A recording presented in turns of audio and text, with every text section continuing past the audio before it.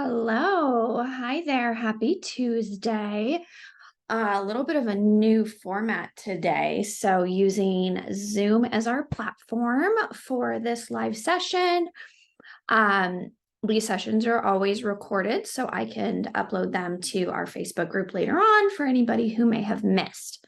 So, for today's session, let's see, I've got a couple of questions that we're asking in advance that we can go over, and bear with me just a moment while I make sure that nothing new has popped up here in the last couple of hours. Okay, all right, so today's topic of interest pertaining to hormones and perimenopause is estrogen, which is kind of a big topic. But I wanted to start with that just to kind of get a feel for what kind of questions you all had. And then in future weeks, we can go a little bit more specific. I'm also going to share my screen some, or at least I'm assuming I'm going to share my screen some as I answer these questions. So I'm just going to pull up some charts and graphs here that I think will be useful. Okay. And for anyone who is with us live, obviously, if you think of any questions or need further clarification on anything, just go ahead and post that in the chat. All right. So, I wanted to start off with just kind of talking about what estrogen is doing in our 40s. So to do that, I'm going to share my screen. Okay. All right, here you are. So you should be able to see that. What you see here is an image of our hormones during our reproductive years. So from when we hit puberty, whenever that may have been for you, 12, 13, 14, whatever, from those early puberty years up until you reach perimenopause. That peri part is important because that really defines the phase that you're in. So reproductive years from puberty up into perimenopause. This is what our hormones are doing during that time frame. So as you can see here, our estrogen levels during the first half of our cycle, right? Because it's 28 days, our estrogen levels really are going up, up, up, up, up, peaking right before we ovulate, dropping, and then we do have a bit of a rise here in the second half of our cycle, and then estrogen drops again when we bleed. So this here is a nice, just a nice, pretty little image of what's supposed to happen month by month in those reproductive years. So as you can see, our hormones are changing literally every day. And I just could talk about this point all day long because it is so fascinating. You know, if you look at a man's hormones, they're pretty static, and in the way that their bodies produce them and metabolize them. And then when you look at a female's body, now we have this. So this is what your month looks like, or looked like if you're past this phase of life. So literally you can see the days here along the bottom. Okay, so 0, day 7, day 14, day 28, literally every single day of the month, your hormones are different. What that means is that on the inside, you are different on a chemical level. People say, you know, we hate the word chemical, but biological chemical level, you are different every single day. Isn't that mind-blowing? So like we put so much pressure on ourselves, and we are so hard on ourselves when, oh my gosh, I'm just not in the same mood I was yesterday, or why can I not feel this good all the time? You're going to feel different, and you should expect that. So what we want to do is learn to work with these hormone changes.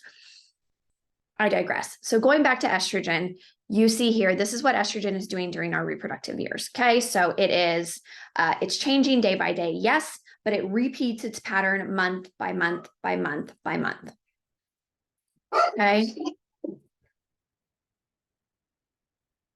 Hello. Let me just shut her out of here real quick. Took a little risk there. It failed.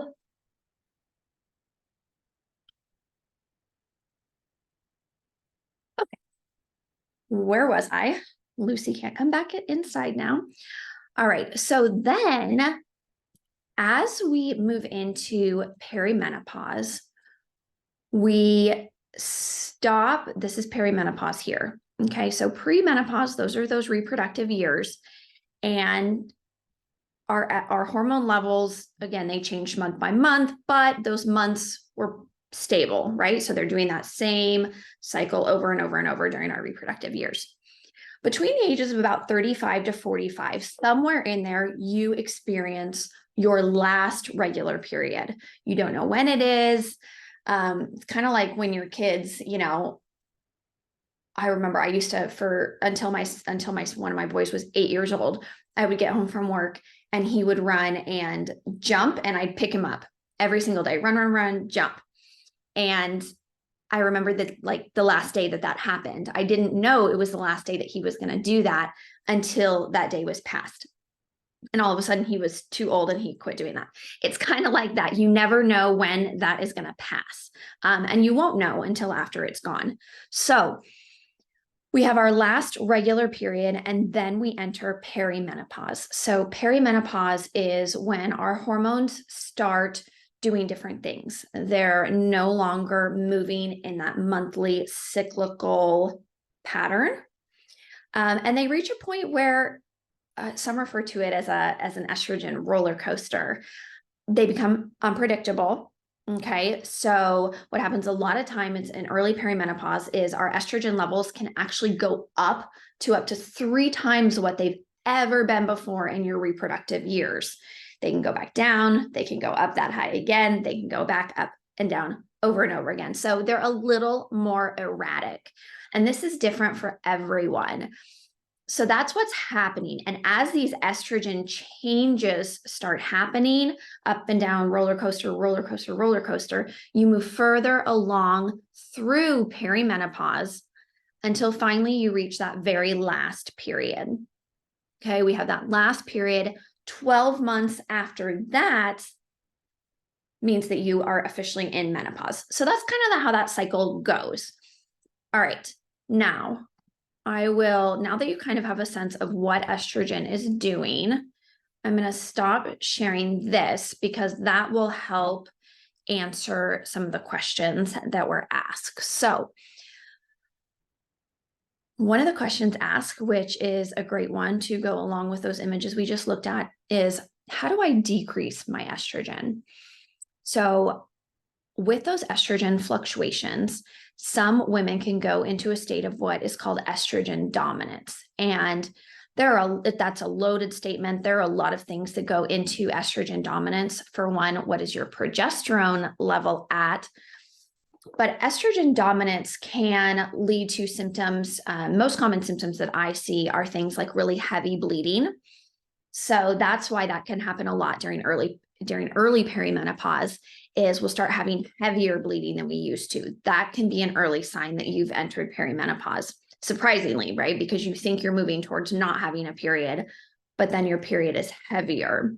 But that is because of those estrogen fluctuations and your estrogen levels going so much higher than they have been ever before in your life leads to something called estrogen dominance, okay?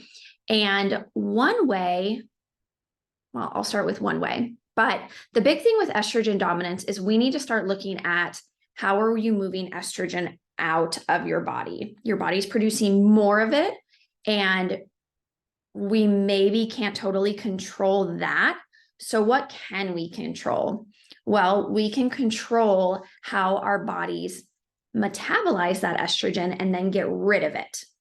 So when we're talking about that, we're looking at 2 major pathways in the body. We're looking at our liver and we're looking at our gut. Those are the 2 main pathways that we get rid of excess estrogen. So To the person who asked this question, I would be curious to know, number one, how do you know that you have high estrogen? Was this based on a lab value? Is this based on symptoms? Because that really will tailor how we treat it. But I'm going to give you just the really broad answer of kind of some direct ways to decrease estrogen. One of those is in certain foods that you eat. So things like broccoli or what's called our cruciferous vegetables. So like our green leafy vegetables. Those help us metabolize or break down our estrogen so that we can then eliminate it from our body. So broccoli is a great way. Another great way is carrots. Carrots are also very, very useful. And carrots work different than broccoli in how they help us get rid of estrogen, but they are very, very helpful. In fact, some of you have maybe heard, or let me know later on if you see this or post anything, if any of you have heard of a carrot salad. So carrot salads became kind of trendy a couple years ago, but I still rely heavily on them. I have my clients eat carrot salads because it's a really good, easy way to help us get rid of excess estrogen. So broccoli, carrots, those are two, again, just direct, and I'm talking very black and white ways because I don't know the specifics of your situation. Another thing that significantly helps with decreasing our estrogen levels is decreasing our alcohol consumption. Because, as I mentioned a minute ago, the liver is actually your number one way that you metabolize and get rid of estrogen. So anything that we can do to promote the health of our liver, anything that we can do just to get things kind of moving in and out of there. So think of like detox. If you've ever been like, man, I just really need to detox. Like, what do? Well, you drink a lot of water, right? Drinking lots of water helps us detox. Sweating. So saunas, steam rooms, things that get you sweating and kind of that, again, you think detox, that can help us get rid of excess estrogen. But decreasing alcohol consumption is definitely one of like the first go-tos, because when our liver is so busy trying to metabolize our alcohol and get that out of our system, it's so busy focusing on alcohol that it can't focus on your estrogen. So it's like, estrogen, I know we have a lot of you, but we don't have time for you right now. We got to get this out of our system.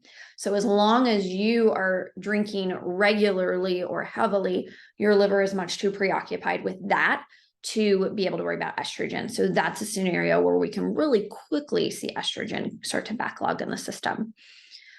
So those are some tips. There are also supplements out there that we actually do have pretty good research supporting their use in decreasing estrogen, but that is never my first go-to. Supplements are good for certain people at a certain time, but I always would encourage you to go the whole food route first. And, how can we get the nutrients that are in that supplement? How can we get that from food? Because our body is always going to break down and absorb a food source better than it does a pill or any form of supplement. So let's see. So those are some ways to decrease high estrogen. If you have further questions on that, please do reach out. With hormones, it's always about the ins and the outs. It's always going to be a balance. So if you have high estrogen, we look at, why is it high? Is there anything we can do there? And then, so how is it moving in? And then how are we helping it move out? So those ins and outs. Okay. The next question that I had was, will I need to take estrogen? So I'm assuming that meant, will I need to take estrogen, like maybe as I move further in perimenopause, or when I've reached menopause, will I have to take estrogen? Majority of people don't. Some people do. And my goal for you is to help you just position your body as well as possible in the phase you're in right now, so that you decrease your chances of having to go on estrogen. There are pros and cons of doing so, and it's always going to be looking at a balance of those pros and cons and your individual situation. So in general, will I have to take estrogen later on in life? Maybe if you don't, kind of make the right choices for your body now and set yourself up for success later on. If you do choose to prioritize your health and look at your own hormones and where they're at right now, then, if you do choose to take that route, then there's a really good chance you won't have to take estrogen in the future. There are definitely, some risks of estrogen therapy or estrogen replacement therapy. That's a topic for a different day. A really good topic actually is looking at, synthetic estrogens versus something called bioidentical, or a more natural form of estrogen, if you will. So that's a really heavy topic, and I guess, or not heavy, but that's a big topic that we also can move into here in a second. But those are my thoughts kind of on if you will have to take it in the future. And if you do end up needing estrogen in the future, some of the things to be aware of are that there are synthetic estrogen options out there, and then there's something called bioidentical hormones, and there's bioidentical estrogen. So bioidentical hormones are plant-derived. They look very similar. In this case, we're talking about estrogen, so I'll just continue with that, but they look very similar to your body's own estrogen. They're different, right? They come from plants. They don't come from your body, but they are as similar as your natural estrogen that you're going to get. If you do estrogen replacement, I would strongly encourage you to investigate that route and always ask lots of questions. Because in general, bioidentical estrogen is considered to be safer than a synthetic estrogen. So those are the questions that I had so far today. I don't have any more questions here in the chat at the moment, but I will go ahead and hang out in case anyone hops on. And okay. All right, you know what? I actually did just get a question. So just more elaboration on that, on what I was saying. All right, that's fair. So some risks of estrogen therapy. The first go-to that women think of is cancer. So a common question is, well, my doctor's talked to me about estrogen therapy, but I've heard it causes cancer. Is it safe? When it comes to estrogen replacement, there are inherent risks to that. One of them is breast cancer. As a female, you have higher estrogen. So let's look at a female versus a male. As a female, you naturally, biologically produce more estrogen than males. That alone, again, biologically puts us at greater risk of estrogen-dependent breast cancer. If you were to, now let's say your estrogen levels go really down, and now you're, 49, and your estrogen levels are at basically nothing, and you're considering estrogen replacement, we would really look at those risks the same. So if you're using a bioidentical estrogen, your risks would really be, very similar to those that come from your own natural estrogen. So the same thing that applies. So our estrogen increases our risk for breast cancer. If you're adding on an estrogen to your body, even if it's a bioidentical estrogen, it's going to carry that same or similar risk. Same goes for strokes, okay? As a female, well, hold on, let me step back one sentence. Estrogen increases our risk of blood clots, okay? Therefore, it's linked to strokes. Blood clots cause strokes, or can cause strokes. women, because we naturally have more estrogen than men, we are biologically at greater risk of having a stroke. Okay. It just is what it is. So if you're taking estrogen replacement, you're then putting that risk back.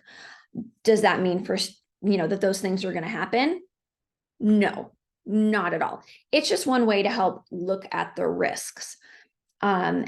Again, bioidentical hormones are considered to be much safer than synthetic hormones. The classic example of that would be Premarin. So those are just some things to think about if you are considering going on to estrogen therapy. What we do is help you boost your body's natural hormone production and also help facilitate those pathways to move your hormones and your estrogen out. So what we do is help you make more on your own, but also move it out correctly on your own. In doing that, you're allowing your body to follow the balance that it wants to follow. And it'll balance you right. If you're giving it the tools, if you're equipping your body to produce the amount of estrogen that it needs and to move it out the way it needs to, your body will balance it on its own. And so that is what we focus on.